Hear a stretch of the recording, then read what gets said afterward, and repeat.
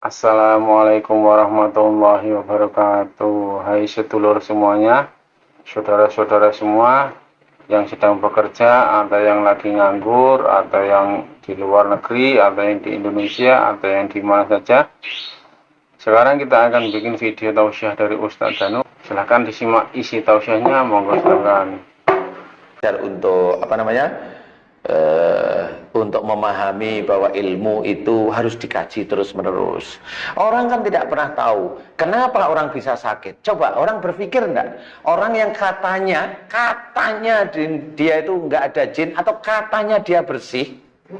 Kalau saya jawab jujur nih bagi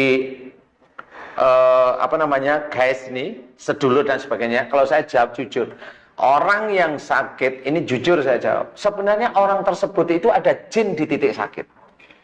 Di titik sakit itu ada jin. Nah, jin yang mana di titik sakit itu?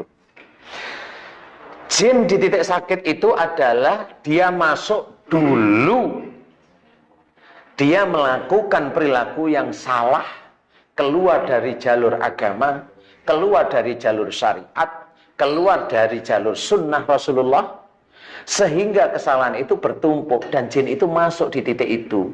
Salah satunya adalah kenapa saya menjawab kalau seseorang itu sakit di punggung bagian bawah, di tulang ekor, di daerah-daerah dekat situ, itu selalu hampir sama, menyimpan marah dengan tinggal umur. Kalau umur di bawah 45 dengan orang tua, kalau umur di atas 45 dengan pasangan. Kenapa itu seperti itu?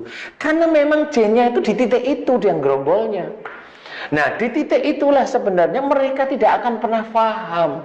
Saya cerita sekarang, itu jin. Begini, sedulur.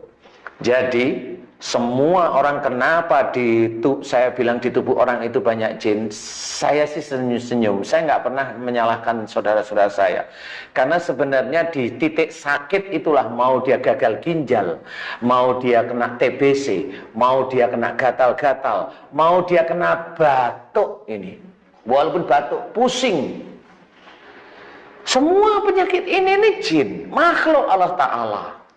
Sebagian bisa diredam, saya nggak bilang disembuhkan, diredam dengan obat-obat teman-teman kita dokter, diredam, saya nggak bilang disembuhkan, karena penyakit itu akan muncul lagi pasti. Ya, itu sebenarnya jin, siapapun orangnya. Orang yang dia bilang pembenci jin nomor 1 di dunia ini, di Indonesia lah, di Indonesia aja. Orangnya siapa? Oh, biasa ngejar-ngejar orang, yang nyala-nyalain orang. Itu dia juga sama. Kalau dia gatel-gatel, ya itu jin. Kalau dia batuk, ya itu jin. Kalau dia itu kalau ngomong matanya melotot, ya itu jin juga, sama. Paham sekarang? Makanya kalau saya ada orang yang kena jin, sihir, saya selalu tersenyum. Kenapa? Loh, termasuk saya sendiri juga ada jin di tubuh saya. Saya berusaha berubah karena apa? Karena saya berusaha menghilangkan jin yang ada dalam tubuh saya. Dengan apa? Berperilaku seperti cara-cara akhlaknya Rasulullah. Itu bicara santun. Kalau bicara kasar, ini omongan mulut itu banyak jin. Salah satunya sariawan. Sariawan itu juga jin. Makanya kalau minum vitamin C nggak pernah bisa sembuh, nanti muncul lagi. Karena apa? Ya itulah jin. Kalau dia nggak pernah berusaha untuk belajar jadi baik, sariawan itu tetap ada. Nah, kalau ada anak kena kanker, sama. Yang salah siapa? Orang tuanya. Kenapa bisa kanker? Karena orang tuanya si anak ini marah, jengkel kepada orang tuanya lagi, atau kakek neneknya si adik yang sakit ini. Itu kenapa? Itu karena jin. Loh, kenapa jin dimasukkan? Itu atribut dari Allah Ta'ala, dimasukkan ke tubuh, kemudian dimunculkan oleh Allah Ta'ala dalam bentuk sakit. Makanya di dalam Quran diceritakan, wa ma asabakum min musibatin fa bima kasabat aydikum. Itu jelas, apa saja musibah yang kau terima itu disebabkan dari buah tanganmu sendiri. Allah itu nggak salah. Yang salah itu orangnya yang sok pinter, nggak ngerti dalil asal. Lah, ya itu jadinya nyalahkan saudara-saudara sendiri, padahal dia itu lupa kalau dia salah. Nah, ini saya ceritakan, siapapun orangnya, kalau memang dia itu nggak mau, yuk kita diskusi, bukan diskusi, yuk kita buktiin bisa ngobatin penyakit apa, termasuk asma ini nanti. Kenapa? Kalau dia tidak paham tentang penyakit ini, dia nggak bisa. Tapi kenapa? Pasien-pasien saya, pada waktu saya bilang, Mbak, Ibu, Pak, ada nggak kejengkelan yang disimpan di dalam keluarga, entah sama orang tua, atau sama istri, atau sama suami? Dia jawab, saya sering menyimpan jengkel dengan pasangan hidup saya. Boleh, mulai hari ini maafkan dia karena Allah Ta'ala.